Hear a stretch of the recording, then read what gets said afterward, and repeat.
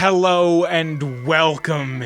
It is time for Atomic Radio Hour, episode 310.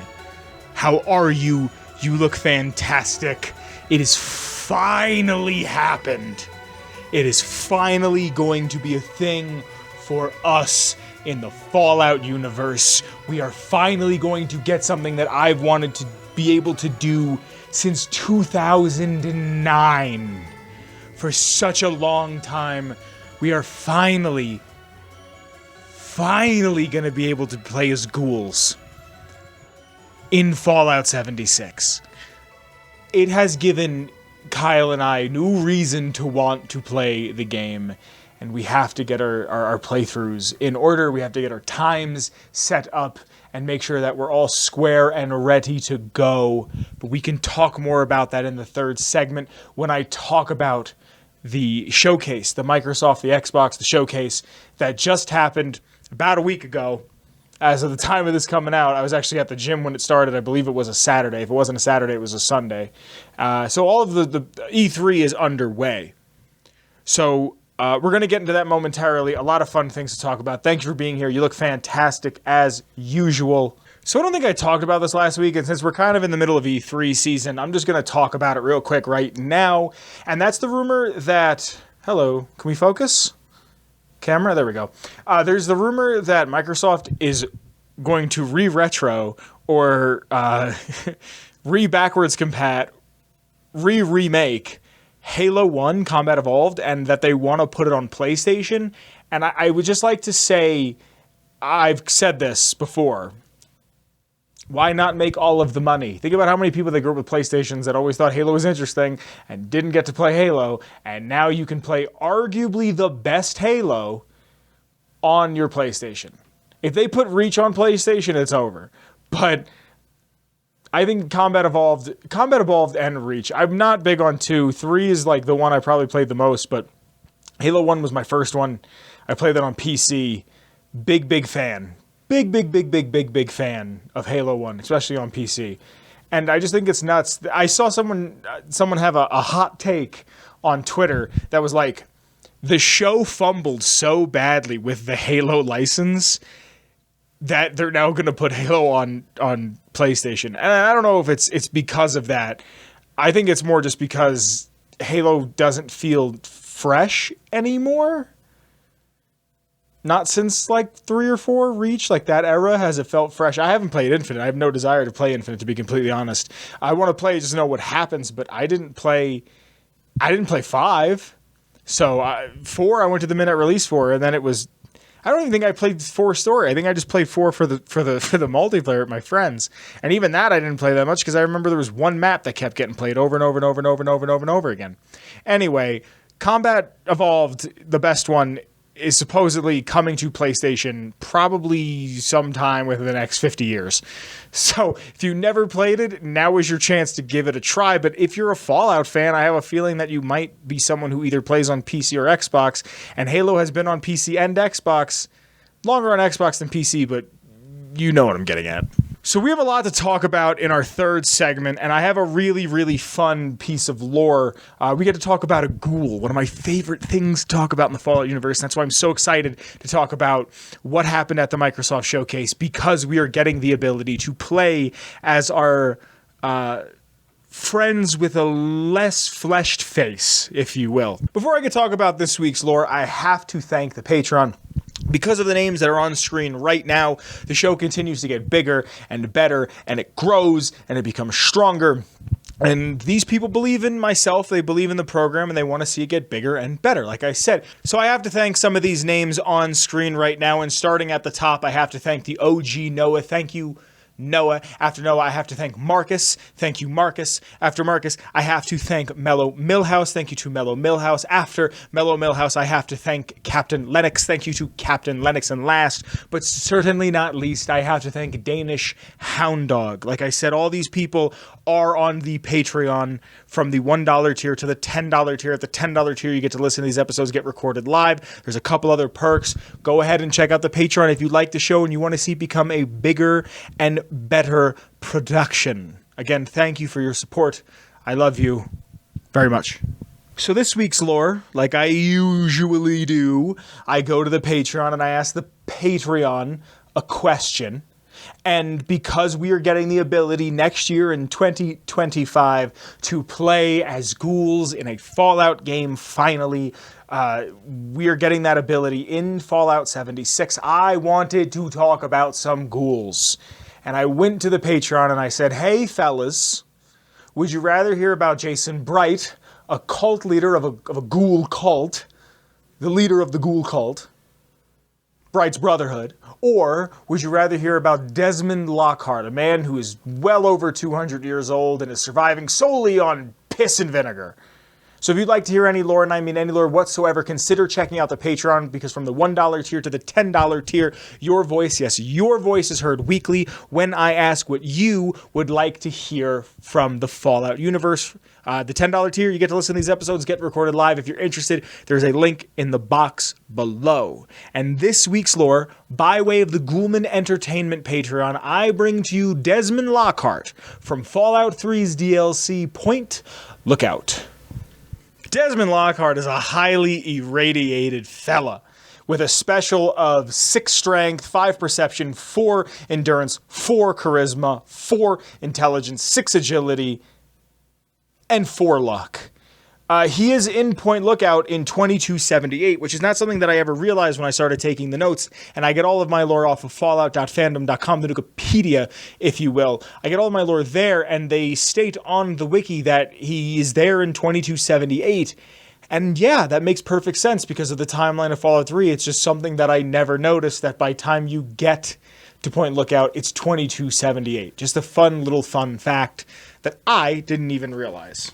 He's a ghoul with a rich, just hidden history. He's got character out the wazoo, and just, you never learn enough about him. And that's what I love about Desmond Lockhart. Desmond and Griffin, I believe his name is, who sells Aqua Pura, are 2 characters that actually help me build out who Ron Ghoulman would become because of certain attributes they had, especially that little mustache and the hair that Desmond has. Desmond's one of the only ghouls that has hair. It's him and Snowflake in Underworld. They're 2 of the only ghouls in Fallout 3 that have any sort of hair. There's little things, there's the acumen of how they move and what have you, but Desmond is a very important character to myself, someone that I just genuinely enjoy seeing in the game. He has many enemies, both pre and post war, and he's involved with something called the Great Game, and he refers to it as if it's this thing that anybody could partake in, but it really only seems like a select few. It's a rivalry between world leaders, be them geniuses, be them politicians, or be them just extremely wealthy. These are people that controlled the world before the bombs had fell and wanted to continue to control the world in some capacity. Now, it's never said what Desmond did. I should say Desmond does have a British accent, so shout out to England. Shout out to the UK. It sounds like he says certain things. He says the soft A. I was reading it off the wiki. I don't have it written down, but it was referred to as using the soft A. He doesn't say fast. He says fast. He doesn't say bastard. He says bastard. It sounds weird when I say it with my American accent. A rivalry to see who could come out on top. According to Joel Burgess, who is a developer who left Bethesda in 2016, he actually did a lot of really cool stuff. He worked on Fallout 3, worked on Point Lookout 4 and some of 76, and developed a ton of cool stuff. If I remember correctly, he developed like the walk, the entire animation for Liberty Prime from the Jefferson Memorial, or leaving the Citadel to the Jefferson Memorial. He's done a ton of really, really cool stuff for Fallout. Check out his wiki if you get a chance, just because he did a lot more. He did like a lot of crucial points in Fallout 3. He did a lot of stuff for Fallout 4. Really, really interesting stuff. He said, in reference to the Great Game, he says, it's just sort of like spy talk, right? So it's a reference to the idea that there's sort of like these machinations that are invisible, and even the Velvet Curtain, which is a reference to like the Iron Curtain and the Cold War. So it's just that idea that like statecraft and spy work and all that is just meant to invoke a vibe. So it does something really smart that I feel like Fallout does really well, and it tells you this exists and that's it. They do it with the Institute. When you meet Zimmer, when you meet the people of the Railroad, they go, this is what synths are, this is what the Commonwealth is, we're going to give you enough. And my biggest fear with the show is that that's what's going to happen with New Vegas, is we're still not going to hear who is the winner. We're not going to hear that it was House. We're not going to hear that it was NCR. We're not going to hear that it's Kaiser. We're just going to hear something along the lines of, there was a war. Does it really matter who won? Look at the state of Vegas. But you were told about the great game. You were told a little bit about Desmond's backstory, his history, and you were given just enough so your brain can fill in and go, well, that sounds like this might be an analog to something in my world. It seems like it might be something that I'm familiar with already. I actually have written in my notes, so like not a real thing, but like definitely a real thing. By Desmond's own account, getting back to Desmond himself, by his own account, he's 250 years old. The Lone Wanderer can say to him, do you think I'm supposed to help you for free? And Lockhart will say, I'm 250 years old, so I think I have a shiny thing or two that might interest your tiny brain, ellipses. Now, it's up for debate whether the Game of the Year strategy guide, remember those Prima books you used to be able to get back in the day? I don't think they do them anymore. I think Fallout 4 or Fallout 76 was one of the last ones they ever did. Anyway, I have one, and I think that they should be considered canon, at least somewhat canon, because there's other stuff in there that should be fleshed out. So, take the next bit with a tiny, teensy bit of a grain of salt, but this comes from Fallout 3 Official Game of the Year Edition, page 69, Desmond the Ghoul. I'm reading this from the Nukipedia, the Fallout fandom wiki. Before the bombs dropped, Desmond was a player in international intelligence at the highest levels. Desmond's motives and obsessions have been scarcely affected by the apocalyptic devastation of the planet. Desmond and those he would consider his peers knew for some time that the Great War was inevitable. Desmond himself could have been directly involved in the actions leading up to the nuclear exchange. Facing the large nuclear holocaust, global leaders and members of the intelligence community made their personal bids for survival in the new world. FEV, cryogenic stasis, AI consciousness, even, in Desmond's case, controlled exposure to normally lethal doses of radiation were among the wildly risky and experimental techniques pursued in the name of survival in a world without modern infrastructure. Old rivalries and vendettas were not forgotten in the ashes of nuclear winter. Those who managed to survive quickly set out doing what the bombs had not, wiping out any other remnants of the old world that may be a threat to personal and political agendas. Now, even so long after they should have all died naturally, these scattered figures seek power and jealously guard their secrets. Desmond's mission has long ceased to be political or ideological. He knew, as experience had proven tenfold, that as long as any of his colleagues lived, he would be hunted. His purpose is simple: kill or be killed. A lot is said there. A lot tells you about what the great game actually is, and also doesn't tell you much about the great game at all. But the most important thing that I think we need to talk about is the fact that Desmond technically is a pre-war ghoul. He was exposed to a crazy amount of radiation, thinking it would prolong his life. Dude made a huge gamble. Turns out he was right. He is a ghoul now, and I love ghouls. And he did it because he wanted to outlive the other people. The great game comes to an end, and then what happens? You just live?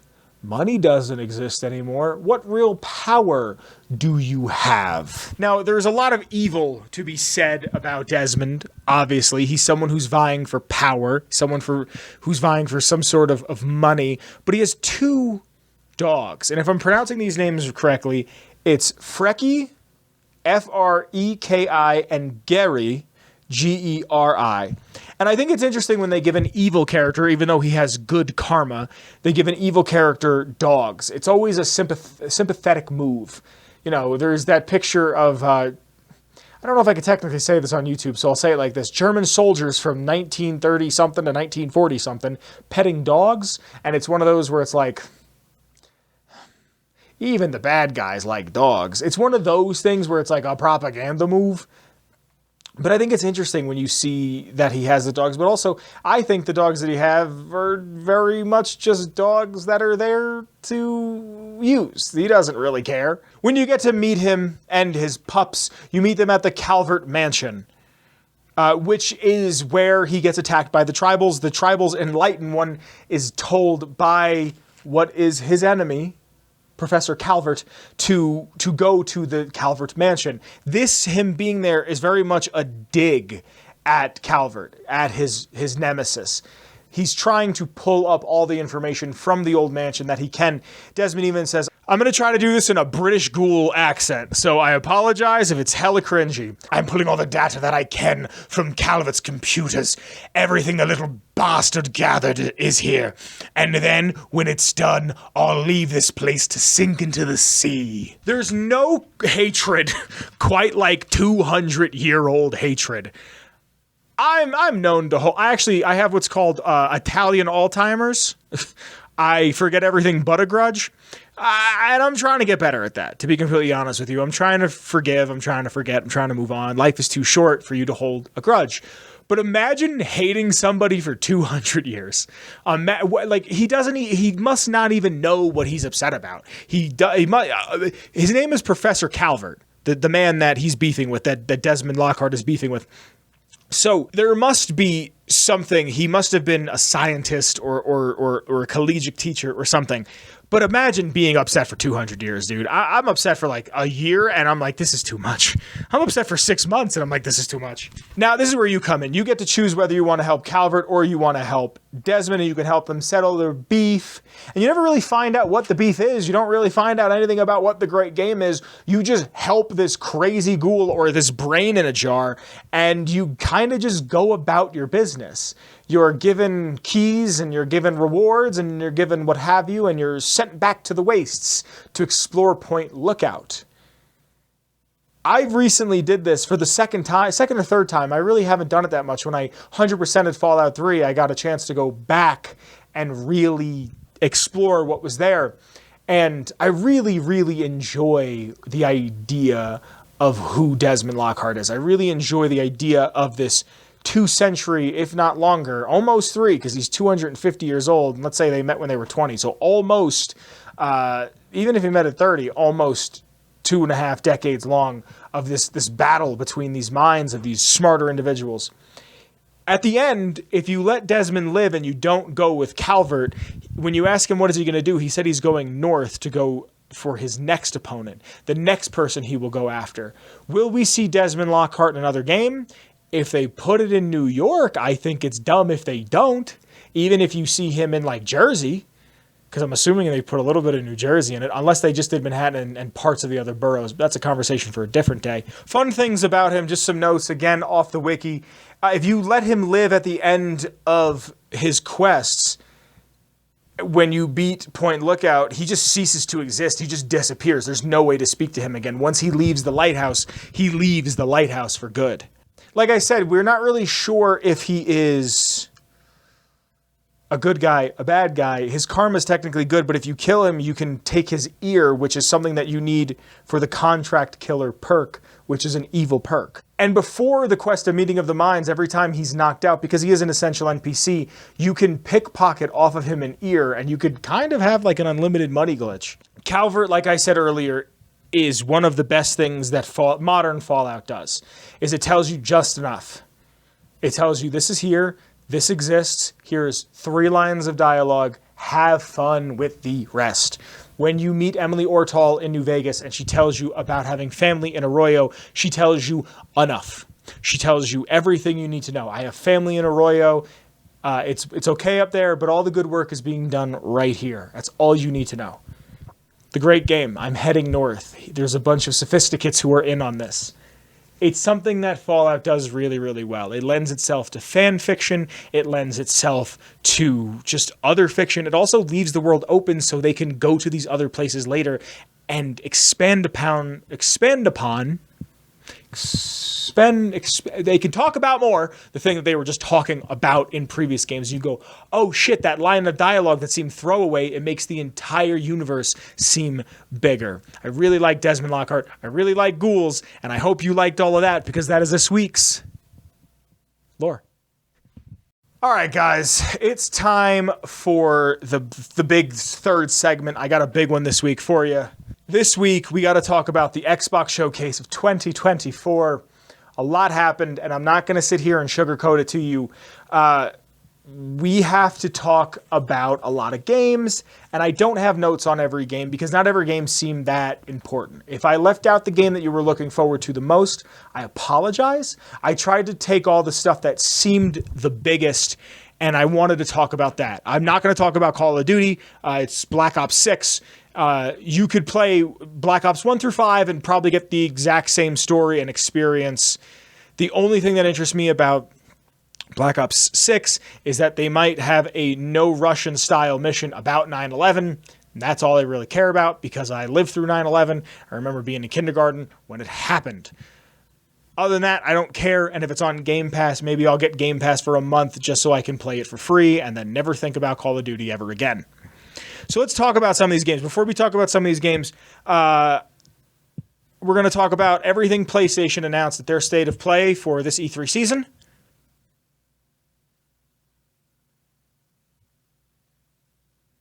Cool.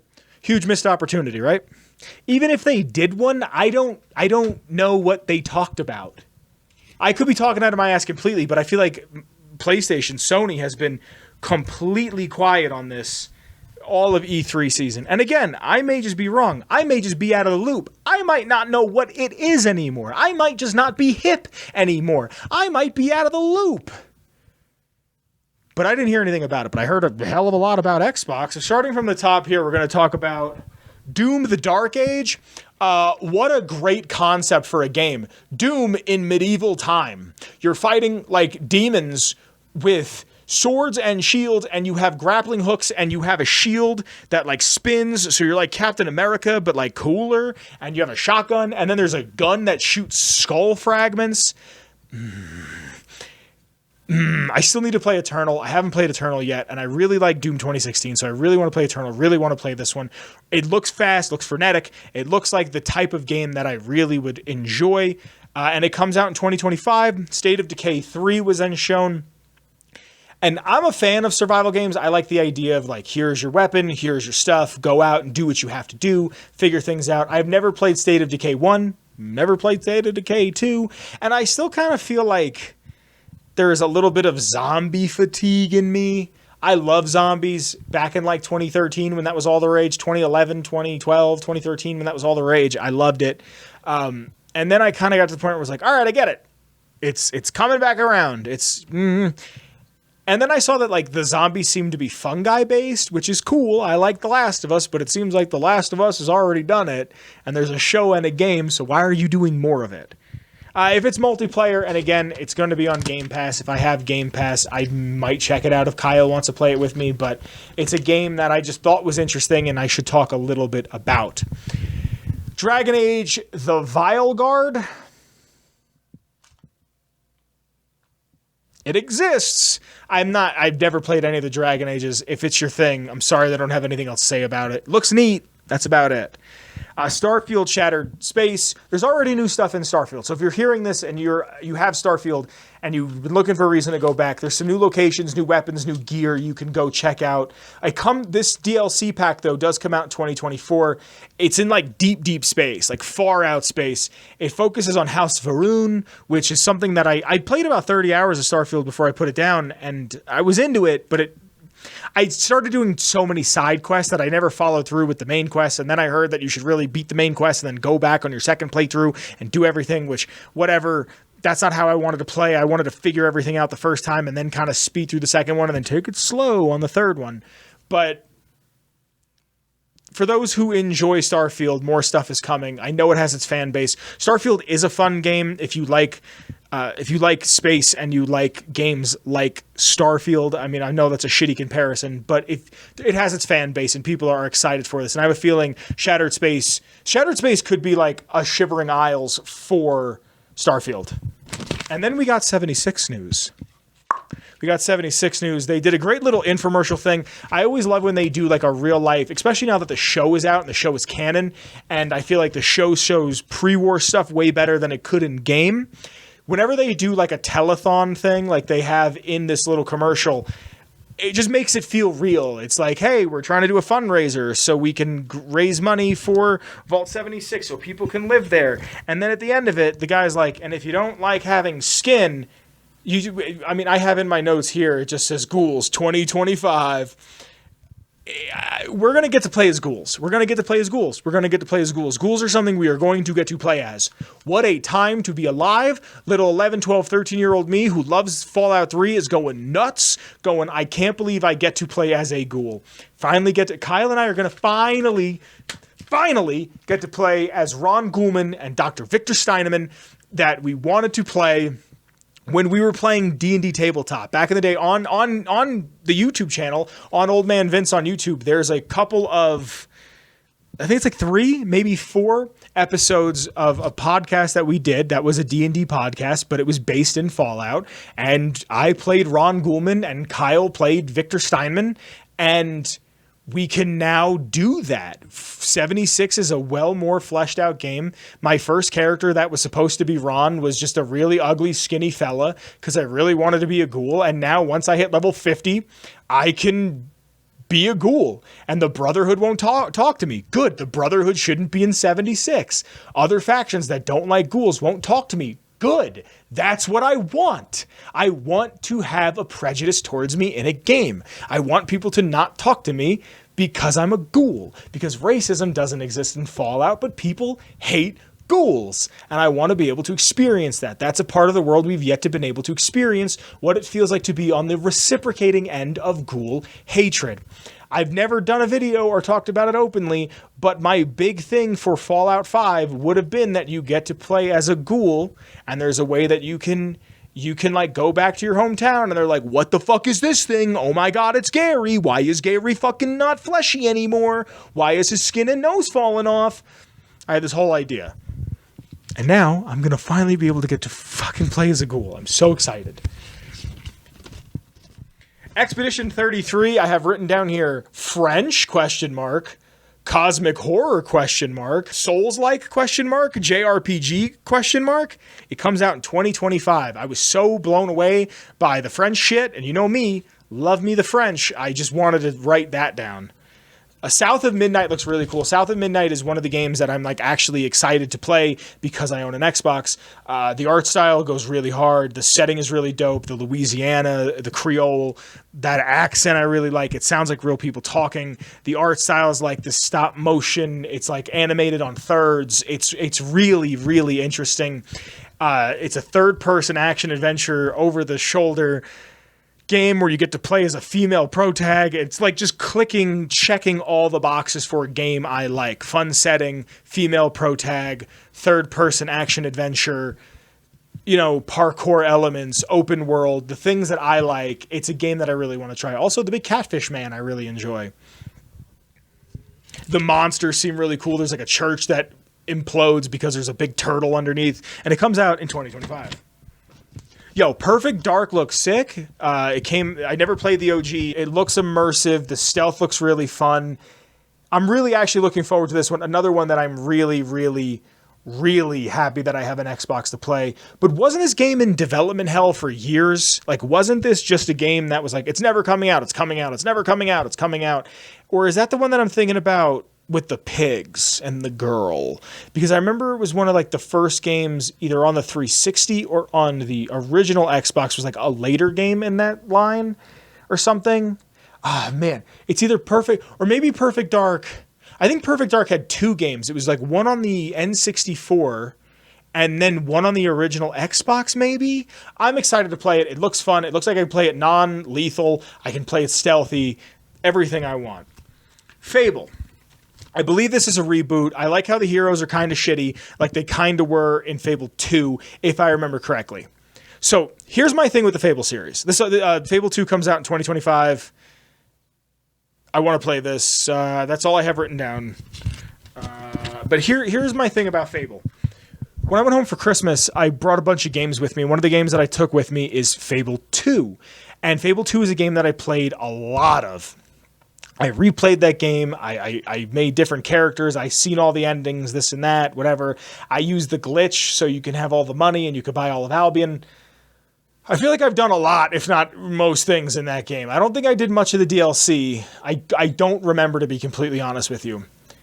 But I remember the last time I played Fable 2, I was in high school, and I remember getting through it and being like, oh, I got the Daikatana, I got that flintlock that was super cool, and that's about it. I don't really remember enjoying the game, and I really want to play Fable 2 again to see if I enjoy it now that I'm almost 30, and we're almost halfway through the 20s. I don't know if I'm going to get the time to do it, but every time I bring this up to people, they always say, did you play Fable 1? And I say no, and they say play the Lost Chapters. So maybe I'll go back. I'm excited to see what this Fable is going to be, what it's going to look like. The studio that's developing it, I believe, only makes like racing games. So I'm excited to see what is happening. So then Mixtape got shown off, and Mixtape, these are my exact notes. Mixtape shows a Discman with not a tape, with a disc. The VOD was completely... So I went back, I watched this once, like I said, I was watching as I was getting back from the gym. I think I said at the beginning of the episode. I was watching as I was getting back from the gym, and then Kyle and I were kind of texting each other back and forth as it was going on, and I was doing my post-workout meal. The VOD is completely soundless for most of it. Like 89% of it has no sound because of the music. It's copywritten. This could be like a game that it very much speaks to me. I don't know why. I really like cheesy, coming of age, dialogue heavy, melodramatic. It just seems like this could be my kind of game. Like I could really, really like this game. I don't know if I will. I'm going to give it a shot. It kind of reminds me of Life is Strange. Life is Strange shows up in this event, but I have no love nor hatred for Life is Strange. I know not much about it, so I didn't really write anything down because I've heard Life is Strange is either great or it's the worst thing ever. I've never heard it's all right. But I really am looking forward to Mixtape because I want to know how cheese it's going to be. Another Bethesda game that got brought up is the new Indiana Jones. I'm not an Indiana Jones fan. I didn't grow up with the movies. I'm not big into it, but I also said the same thing about Star Wars, and lately I've been super into Star Wars, so who knows? The exploration looks fun, the whip gameplay looks fun, the dialogue feels like what I've seen of Indiana Jones. I don't think I've ever seen a full movie of Indy. I do know that I went to Disney as a kid and got to see the Indiana Jones live show and was really into that, so maybe I would like it, but also I'm watching a live show, so there's an element of performance, there's an element of like real shit going on, not just a camera set up, do the shot, and that's really reducing movies, but you know what I'm saying. I actually watched like a guy perform in front of me. The dialogue, like I said, looked great, sounded great. It's just not really for me. But I might give it a look-see. I might give it a try. Avowed got showed. We're getting it this year, 2024. The world looks fun. It looks like a pretty game. It's Obsidian. And if I play this game, which I plan on doing, I'm playing it because I think the writing is going to be top-notch. I'm not one for mythology. Not mythology. I'm not one for like... I actually just saw, for the first time, I saw Lord of the Rings, the first one. The Fellowship, I think, is the first one. And I was actually surprised with how much I liked it. I grew up on Kevin Smith movies, and there's a Kevin Smith rant. I don't know if it's from him or a character. I know it's associated with his movies for such a long time where it's like, there's only one return, and it's of the Jedi, not of the King. And then they would make fun of how, like, the movie's just about walking, and it pretty much is just about walking, but I liked it a lot more than I thought I was going to like it. It could have also been the company I had with me, but it's an Obsidian open world RPG, and I'm really going to check it out for its writing. That being said, looks neat. Atomfall. All right, Atomfall is a game that I'm playing. It's a game that I'm going to pre-order. There's another Atomic Heart I need to play sometime soon. I need to go pick up a copy of that because that seems like a game I'd really, really like. Atomfall is, I have right here, my kind of game, exclamation point. It comes out next year, 2025. It's Atom Punk. It's retro-futuristic. It's European.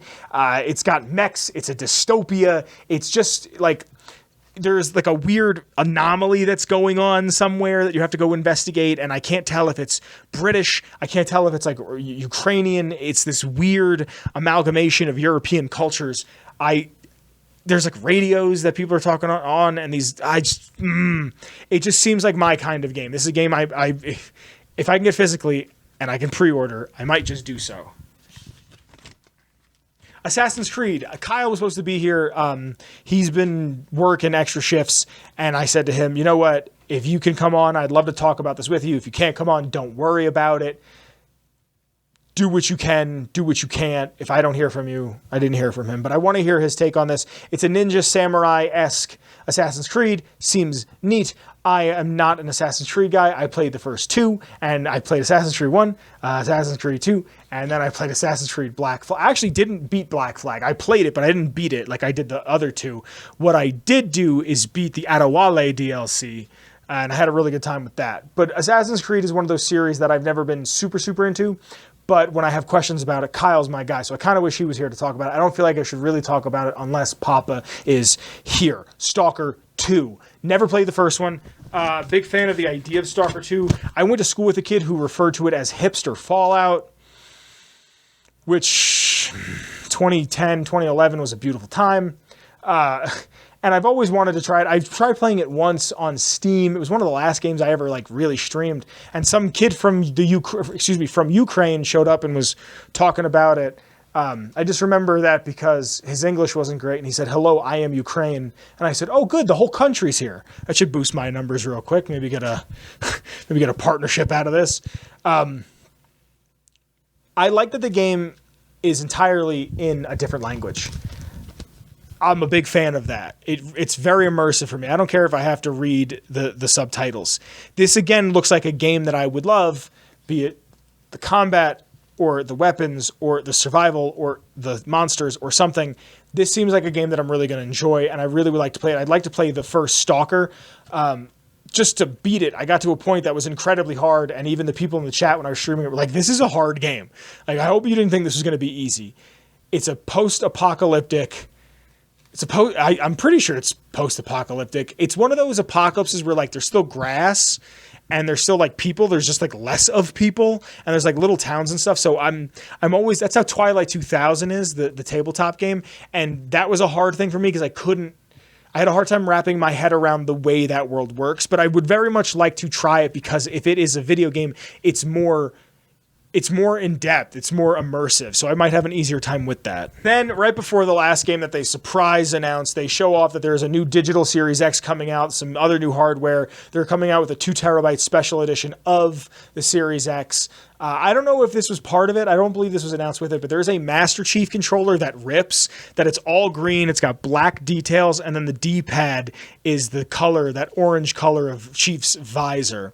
And then the last thing we got to see was Gears of War E-Day. They used the motif of All Around Me Are Familiar Faces, Worn Out Places. That was like the trailer for Gears 2 that everybody remembers. It's like that commercial and the Halo 3 Believe commercial that people like always talk about. I feel like it's cool that we get to see that E-Day, what it was like on E-Day. If I remember correctly, the government knew it was going to happen and didn't do anything about it, but we get to see Dom and Marcus and where they come from. I've only played Gears 2.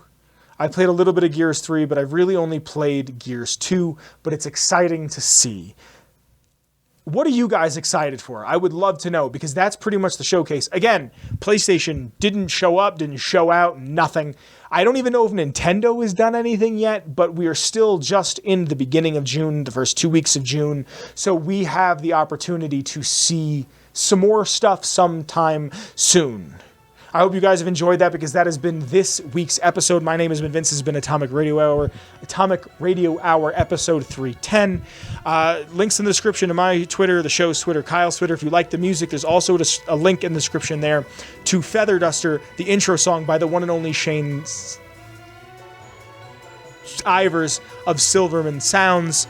You can get all of his music at silvermansounds.com/free music. And like I said, my song that I use is called Feather Duster. Links in the description. Check out the Patreon. Check out my Twitter, Kyle's Twitter. Check out the Redbubble, all that fun stuff. I hope you guys have enjoyed. I hope you guys are loving life. Hope you guys are happy. You know what? I Hope you get a little kiss. Maybe on the forehead or something. All right, guys. All right. I'm going to go. I'll see you guys later. Be safe. Be good. I love you. Next week, same time, same place. Fantastic. Love you. Atomic Radio Hour Podcast. This has been a production made by your friends at Ghoulman Entertainment.